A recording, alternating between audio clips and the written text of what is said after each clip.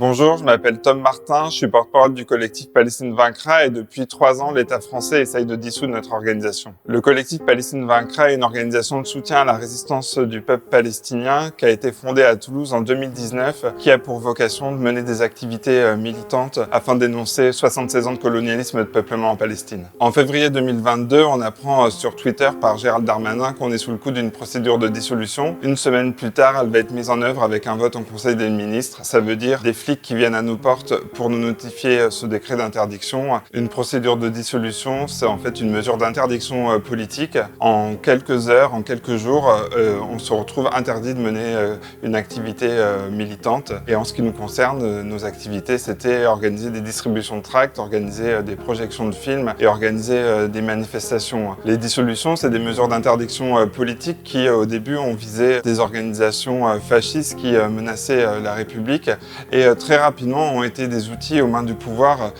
pour réduire au silence les opposants politiques, notamment les organisations vietnamiennes et algériennes, puis les organisations de la gauche révolutionnaire après mai 68. Et on a vu une accélération de ces procédures de dissolution ces dernières années contre les organisations qui luttent contre l'islamophobie, qui luttent contre le racisme d'État, pour l'écologie ou pour la Palestine. Une procédure de dissolution, c'est une procédure administrative qui est votée en Conseil des ministres et qui paraît le lendemain au journal officiel.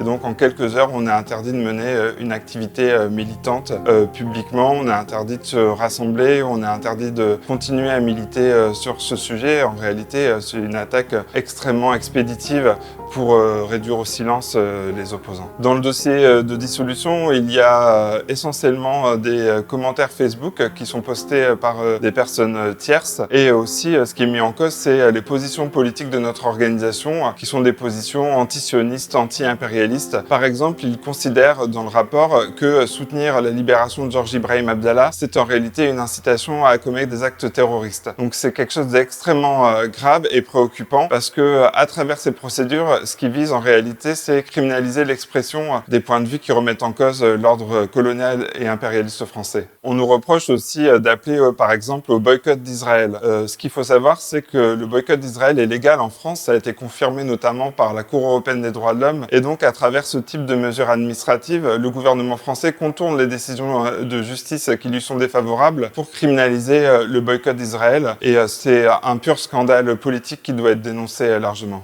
Face à cette dissolution, on a mené une bataille à 2 niveaux, une bataille juridique et politique. D'abord au niveau juridique, on a fait un recours au Conseil d'État en annulation et aussi un référé suspension. Et au niveau politique, on a considéré que cette dissolution était une attaque contre l'ensemble du mouvement social progressiste. Et donc, il y a un comité de soutien qui s'est rapidement réuni à Toulouse, qui a réuni plus de 30 organisations politiques, syndicales et associatives, ont bien compris que, à travers la dissolution contre le collectif Palestine Vaincra, ce qui était en jeu, c'était aussi une question de droits démocratiques fondamentaux. En avril 2022, le juge des référés a considéré que nos prises de position politiques n'étaient pas des incitations à la haine, à la discrimination et à l'incitation à des actes terroristes et a donc suspendu le décret de dissolution. Finalement, après près de 3 ans d'attente, l'audience au fond au Conseil d'État s'est tenue le 27 janvier dernier et la rapporteure publique a invité les juges du Conseil d'État à rejeter le recours en annulation de nos avocats. Aujourd'hui, on est dans l'attente de la décision finale par rapport à notre dissolution